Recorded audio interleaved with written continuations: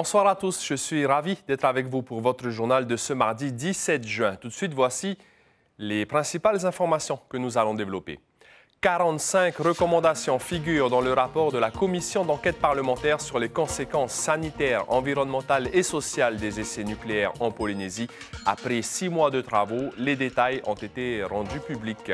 La taxe de développement local, la TDL, créée en 1998 pour protéger la production du fénois, doit faire l'objet de plusieurs réajustements d'après la Chambre territoriale des comptes. Son impact n'a jamais été évalué correctement. Il marche pour soutenir les blessés de guerre. Un régiment du RSMA a entamé un tour de l'île de Moorea en 3 jours, l'occasion de sensibiliser les jeunes militaires avant la journée de samedi au Parc Veirei. L'opération Avec nos blessés, c'est son nom. On va en parler avec le colonel Renaud, chef de corps du RIMAP, qui est notre invité ce soir.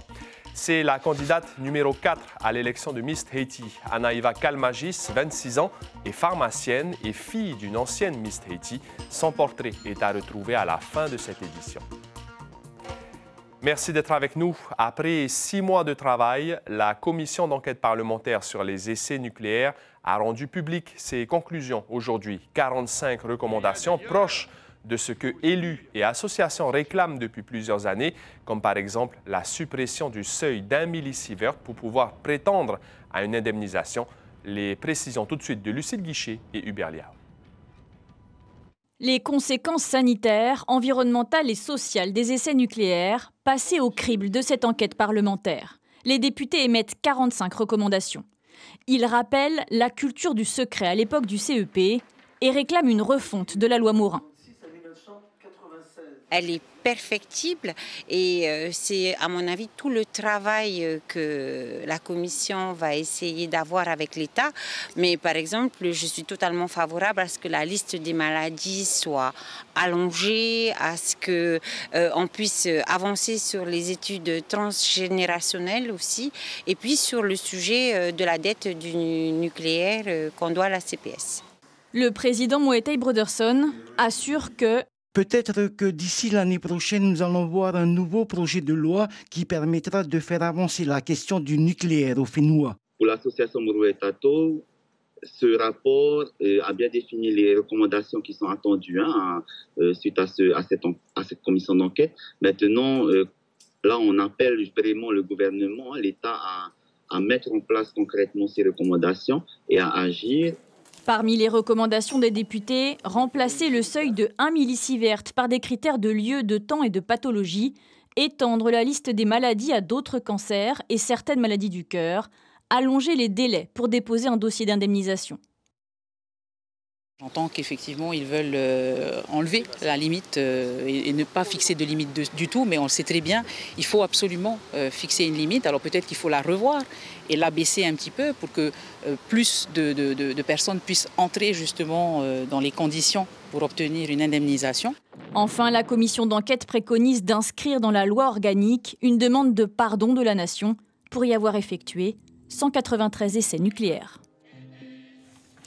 Un accident mortel ce matin à Papeari, au niveau du jardin botanique sur la route territoriale. Une voiture avec à son bord 4 personnes aurait percuté un talus en bord de route. La conductrice est décédée sur place alors que les 3 passagers ont été blessés. L'alcool serait à l'origine de l'accident. Depuis le début de l'année, il y a eu 17 morts sur les routes du Fénois. Des soupçons de prise illégale d'intérêt planent au-dessus de Jean-Christophe Bouissou et de Dominique Auroy. Ils étaient tous les deux jugés en correctionnel ce matin pour avoir passé un contrat entre la radio Taoui FM et l'une des sociétés de l'homme d'affaires. L'ancien vice-président du pays est soupçonné d'avoir promu le projet Ecopark à Papineau en contrepartie du versement de fortes sommes d'argent à la radio dont il était le président, 3 millions de francs par mois. Le parquet a requis des peines de 15 mois de prison avec sursis pour les 2 hommes et des amendes distinctes de 2 millions de francs. Le délibéré sera rendu le 24 juin. La TDL, la taxe de développement local, doit être réformée selon la CTC, qui rejoint donc l'avis du ministre de l'Économie, Warren Dexter, qui a d'ailleurs déjà entamé le chantier. Cette taxe s'applique aux produits importés afin de permettre aux entreprises locales vendant les mêmes produits d'être compétitives. Problème depuis 1998 et sa création, les ajustements nécessaires n'ont pas été effectués. Les explications de Nicolas Suire et Jérôme Bly. Dans cette usine, 18 personnes travaillent à la production du corned beef.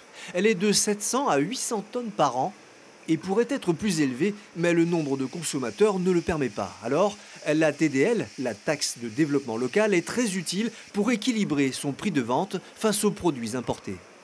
Les coûts de fonctionnement que peut avoir une usine à l'étranger sont beaucoup plus lissés par rapport et sont moindres que ce que nous pouvons avoir ici, ramené à l'échelle locale. Depuis 1998, la TDL pour le corned beef est fixée à 27%. Le taux n'a pas bougé depuis, il est justifié selon le producteur. Donc est-ce qu'elle est suffisante? Oui, on n'a pas de velléité non plus à être sous perfusion permanente d'une TDL qui alimente notre business. On est là pour se remettre en question aussi. Donc la TDL vient en compensation et elle est indispensable aux industries locales pour régler cet écart de compétitivité. Dans les rayons, le consommateur a le choix. Les prix sont équivalents. Le produit local est en général préféré. Cette situation pourrait changer, car le ministre de l'économie, conforté par la Chambre territoriale des comptes, souhaite revoir le champ d'application de la TDL. Il y a beaucoup de produits qui sont soumis à TDL à l'importation, alors qu'il n'y a pas ou qu'il n'y a plus de production locale équivalente, concurrente. Il y a aussi la situation inverse. Vous avez des produits à l'importation qui ne sont pas taxés, alors qu'il y a de la production locale. Ainsi, la liste des produits industriels touchés par la TDL devrait évoluer, de même que leur taux de taxation. Le ministre veut proposer un toilettage de la loi encadrant la taxe pour 2026. Il ne promet pas pour autant une diminution du coût de la vie. Et puis, économie toujours, Benoît Petit, président du groupe Interinvest, sera l'invité café demain matin en radio. Il viendra nous parler des mécanismes de la défiscalisation. Les 41 ans du statut d'autonomie de la Polynésie française seront célébrés le 29 juin prochain au parc Paof-Ei, à Papeete, à partir de 14h30, mais aussi à Bora Bora, aux Marquises et aux Australes. Les autonomistes qui ont donné une conférence de presse ce matin regrettent l'effacement de cette date qui fait partie de l'histoire selon eux. Rappelons que depuis le mois de mai, le 29 juin a été supprimé de la liste des jours fériés et remplacé par le 20 novembre, date du Matar Inia. Écoutez Édouard Fritsch, le président du Tapura Huiratira, sur la célébration de la fête de l'autonomie. Il est au micro de Lucille Guichet et Hubert Liao. On va sauver le 29 juin. L'année prochaine, on recommencera bien sûr jusqu'à ce que nous revenions au pouvoir et que nous remettions en place cette date. C'est une promesse que nous avons faite et bien sûr que je ne manquerai pas de le faire. Non, la fête de l'autonomie, c'est la fête des Polynésiens. J'ai rappelé ce que l'autonomie nous a permis de faire. C'est énorme, c'est énorme. Pendant les 40 dernières années, c'est vrai qu'on entend souvent le Tavini nous accuser d'en avoir rien fait, mais écoutez, c'est énorme ce qui a été fait. La Polynésie française compte 130 militaires blessés en opération extérieure. Pour se souvenir de leur dévouement, un régiment du RSMA s'est engagé dans une marche solidaire. Leur objectif, parcourir l'île de Moorea à pied en seulement 3 jours. Mélissa Chang et Teiva Ribé ont suivi ce régiment. Marcher pour ne jamais oublier les blessés de guerre. C'est avec cette motivation en tête que 13 militaires du RSMA ont emboîté le pas. Leur défi, effectuer 60 km de marche en 3 jours. Quand on a marché, aussi, on a mis notre cerveau off, on n'a plus pensé, on n'a plus réfléchi, on a marché seulement. Ça fait du bien quand même, de marcher pour des personnes qui ont sauvé nos origines. Pour les militaires originaires des îles, cette marche permet de poser un autre regard sur la réalité du terrain. C'est pour leur montrer aussi qu'on les soutient toujours, ici dans la jeunesse d'aujourd'hui. Pendant la marche, j'ai pu déjà voir les plages que j'ai jamais vues. Bon, j'ai vu de loin, mais juste en bateau. Et avec les maisons aussi qui représentent un peu les Tuamotu, parce que je suis des Tuamotu de Arutua. Après avoir combattu en Afghanistan, au Mali et en Centrafrique, Holden est revenu blessé au Fénoua. Cette action menée par le RSMA est très importante à ses yeux. Moi, ça me touche beaucoup. Ça fait plaisir parce qu'on a quand même des jeunes ici qui soutiennent quand même pas mal de soldats, pas mal de militaires qui ont été au conflit de certaines zones de guerre. 130 blessés de guerre sont reconnus en Polynésie française. C'est sans compter tous les autres souffrant de séquelles psychologiques. C'est en faisant des ateliers de sensibilisation sur les blessures, pas forcément physiques, mais aussi psychologiques. Là, ils sont forcément sensibilisés parce qu'ils me posent des questions. Une journée dédiée à tous les blessés des armées est prévue ce samedi 21 juin au parc Veyrey. Avec nous en plateau, le colonel Reynaud, chef de corps du RIMAP, le régiment d'infanterie de marine du Pacifique Polynésie. Bonsoir. Merci. Bonsoir. Merci d'avoir accepté notre invitation. Alors, cette journée, elle a été baptisée Opération avec nos blessés. Pourquoi cette journée est-elle si importante pour les armées? Alors, ça fait depuis 2017 que chaque année, il y a une journée qui est organisée par l'armée de terre pour ses blessés. Et puis, depuis 2022, on a un petit peu changé de logique. Maintenant, on fait ça un petit peu au quotidien. Il y a plusieurs activités qui sont organisées par les régiments culturels ou défis physiques, voilà, tout au long de l'année. Mais le 21, on a voulu le marquer cette année plus particulièrement en y associant le grand public et l'ensemble des familles du Fénois pour que en fait, les blessés soient reconnus et leurs familles qui les soutiennent par tous les gens au Fénois et que ça soit mieux connu aujourd'hui dans la société. Alors, on parlait dans le reportage de 130 blessés polynésiens reconnus, donc des blessures physiques. Mais est-ce qu'on a une idée des blessures psychologiques? Ça touche combien de personnes aussi? Alors voilà, on a à peu près 130 blessés en service, dont 51 blessés de guerre qui sont suivis par l'Office national des anciens combattants, qui a été un établissement public qui justement fait le lien avec les anciens combattants. Il y a à peu près 2100 anciens combattants sur le territoire polynésien. C'est compliqué la blessure psychologique parce que souvent elle intervient soit immédiatement, soit parfois jusqu'à 10 ou 15 ans après. Donc voilà. L'objectif de cette journée, c'est aussi de créer ce lien et puis potentiellement que certains puissent nous dire, voilà, moi j'ai un tonton, j'ai un cousin qui est ancien militaire, pas forcément en lien avec des associations et qui aujourd'hui a un problème psychologique ou un traumatisme et qu'on puisse le connaître et puis lui faire bénéficier de tout ce qui existe aujourd'hui pour le suivi et le soutien administratif ou financier de nos blessés. Est-ce qu'il y a des blessés qui sont toujours dans l'institution et est-ce que ceux qui ne le sont plus touchent par exemple une indemnité? Oui, tout à fait. Quand on parle de 130 blessés sur le Fénois, ce sont 130 pensionnés militaires. Donc, ils ont une pension militaire d'invalidité par rapport à leurs blessures. Et cette invalidité est reconnue, quantifiée par des médecins. Après, il y a tous les blessés psychologiques ou ceux qui ont été blessés mais qui n'ont pas forcément d'invalidité, qui se sont remis. Moi, j'en ai dans mon régiment 4, par exemple, qui aujourd'hui continuent à travailler, mais qui sont blessés de guerre. Donc voilà, c'est quelque chose qui est très suivi pour les gens d'active ou de réserve qui sont encore dans l'institution et voilà, qui sont suivis par un office national des anciens combattants et par des associations pour ceux qui ont quitté l'institution militaire. Alors, la journée de samedi avec nos blessés, qu'est-ce qui est prévu? Quel est le programme au Parc Veyrey? Alors voilà, ça commence à 7h, c'est de 7h à midi au Parc Veyrey. On a déjà deux défis sportifs. Le premier, c'est une course à obstacles d'à peu près 2 km, il y a 17 obstacles. Et puis, il y a également un concours de pétanque, voilà, pour ceux qui veulent agir aussi différemment. Et à côté de ça, il y a pas mal de stands de présentation, de matériel, de certains métiers comme les démineurs ou les maîtres chiens, ou les secouristes. Et puis, quelques présentations dynamiques par les maîtres chiens. Le RSMA, qui est notre partenaire, fera également un AK ou une démonstration de Ori Tahiti. Donc voilà, tout au long de la matinée, c'est pour mettre un petit peu en avant ce que fait l'armée de terre aujourd'hui pour ses blessés. Il y aura quelques blessés qui seront également là et des associations de soutien. Et puis également, voilà, permettre au grand public de mieux connaître l'institution. On a donc fait un t-shirt à cette occasion, voilà, qu'on pourra acheter sur place, 2500 francs Pacifique. La course à obstacles coûte 1000 francs et le concours de pétanque 500 francs. À quoi vont servir ces fonds? À qui vont-ils être versés? Alors l'ensemble de ces fonds est versé à une association d'entraide, l'ADO, voilà, association Terre Fraternité, avec une association d'entraide pour les œuvres qui avait été créée en 1939. Ça permet en fait de compenser tous les dispositifs administratifs qui existent. Et puis parfois certaines situations sont compliquées. Il y a des veuves de guerre, il y a des orphelins. Donc voilà, ça permet d'apporter une aide directe. L'année dernière, on avait récolté à peu près 700 000 francs Pacifique qui ont été donc reversés à cette association pour l'ensemble des blessés des armées. Merci beaucoup, colonel Reynaud. Je rappelle que vous êtes chef de corps du RIMAP. Ce samedi, le 21 juin, il y aura donc cette opération avec nos blessés de 7h à midi au Parc Veyrey. Et l'année dernière, vous aviez récolté 700 000 francs. On espère que cette année, ce sera un peu plus. Merci beaucoup. Merci beaucoup, Manolo.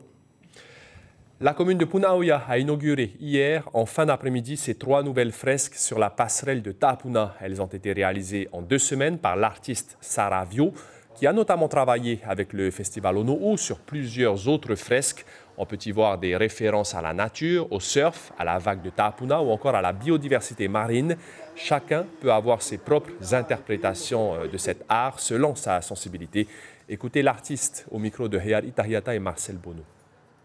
Ce que je trouve hyper intéressant, c'est que les gens puissent se questionner, puissent s'interroger justement.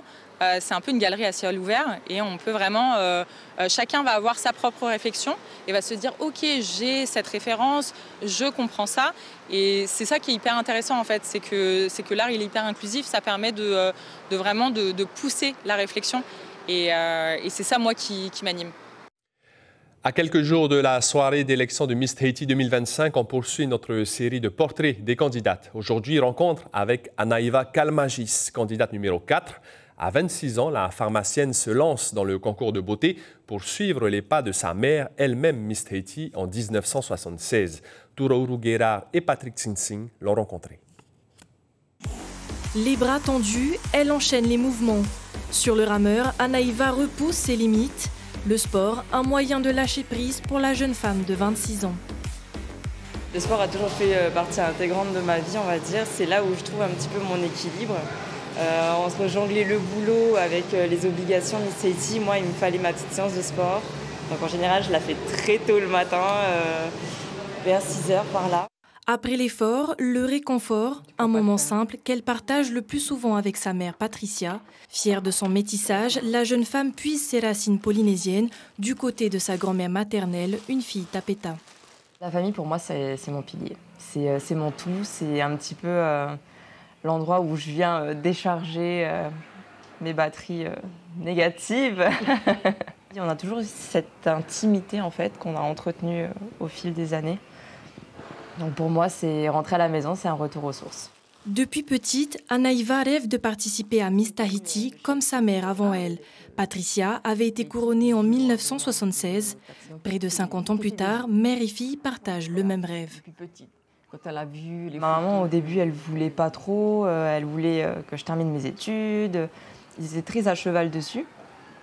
Et à côté de ça, moi, c'était mon rêve. Vu que ma maman, elle a été Miss Tahiti, j'avais toujours ces petites étoiles dans les yeux de « Ah, peut-être qu'un jour, moi aussi ». Elle s'en sort vraiment bien, quoi. Je veux dire, et puis on l'épaule bien, donc c'est formidable. Après son concours de médecine à l'Université de Polynésie française, Anaïva part 6 ans à Bordeaux pour devenir pharmacienne. De retour au Fénois pour un stage, elle décroche un CDI.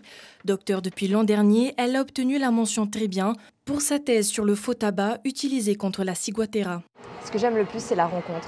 C'est les histoires, c'est parler avec les gens, c'est le contact et c'est de se rendre utile, de faire de la prévention. Pour moi, c'est vraiment important parce que je vois que nous, nos petits gestes, notre voix, elle peut faire changer les choses aussi. Reste à passer l'épreuve du grand oral dans une semaine qui comptera pour 40% de la note finale. L'information principale de ce mardi 17 juin, c'est le rapport de la commission d'enquête parlementaire sur les conséquences sanitaires, environnementales et sociales des essais nucléaires en Polynésie. 45 recommandations ont été formulées, comme la refonte de la loi Morin, le remplacement du seuil d'1 millisievert par des critères de lieu, de temps et de pathologie, l'extension de la liste des pathologies à d'autres cancers et à certaines maladies du cœur, ou encore l'allongement des délais pour déposer un dossier d'indemnisation. D'après le rapport, une demande de pardon de l'État doit être inscrite dans la loi organique. Sur notre site Internet, retrouvez les détails de l'affaire de l'éco-parc Taoui FM pour laquelle Jean-Christophe Bouissou et Dominique Auroy étaient jugés ce matin. Sur vos écrans, après ce journal, 2 épisodes de la série The Glades, puis 2 épisodes de Good Girls. C'est la fin de ce journal. Merci de votre fidélité. Passez une merveilleuse soirée. À demain et prenez bien soin de vous.